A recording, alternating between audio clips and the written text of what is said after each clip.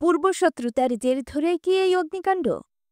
ঝালকাঠি সদর উপজেলার বিকনা এলাকায় নতুন স্টেডিয়াম সংলগ্ন একটি বসতঘরে ২ জুলাই বুধবার গভীর রাতে ঘটে যায় এক হৃদয় বিদারক অগ্নিকাণ্ডের ঘটনা।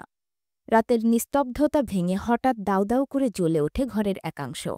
আগুনের লেলিহান শিখা দেখে চিৎকার শুরু করেন স্থানীয়রা। আশপাশের মানুষ ছুটে এসে আগুন নিয়ন্ত্রণে আনার আপ্রাণ চেষ্টা চালায়। তবে তখনই ঘটেছে সবচেয়ে গুরুত্বপূর্ণ দেরিটা। ঝালকাঠি ফায়ার সার্ভিস অফিসের স্টেশন অফিসার মোহাম্মদ শফিকুল ইসলাম জানান, আগুন লাগার প্রায় ১০ মিনিট পর তারা খবর পান। খবর পাওয়া মাত্রই একটি ইউনিট দ্রুত ঘটনাস্থলে পৌঁছে প্রায় ১ ঘণ্টার চেষ্টায় আগুন নিয়ন্ত্রণে আনে। কিন্তু এরই মধ্যে যা ক্ষতি হওয়ার তা ওই ১০ মিনিটে হয়ে যায়। পুড়ে ছাই হয়ে যায় ঘরের ভেতরের সব আসবাবপত্র, শাড়ি কাপড়, নগদ টাকা এবং মূল্যবান সামগ্রী। সবচেয়ে হৃদয় বিদারক ক্ষতি হয়েছে বিয়ের জন্য তিল তিল করে জমানো গহনা পুড়ে ছাই হয়ে যাওয়া।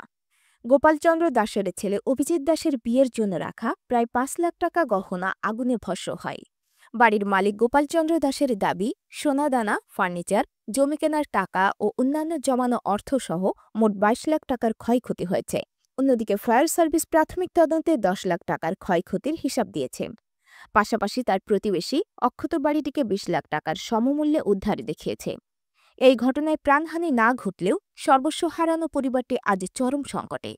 বাড়ির মালিকপক্ষ এ ঘটনাকে শত্রুতামূলক আগুন লাগানো বলে সন্দেহ করছে। বড় মেয়ে মৌমিতা দাস জানান, পাশের বাড়ির কাশেম শিকদারের সঙ্গে দীর্ঘদিন ধরে বিরোধ চলছিল। তিনি একাধিকবার বাড়ি জ্বালিয়ে দেওয়ার হুমকি দিয়েছিলেন বলেও অভিযোগ করেছে মৌমিতা।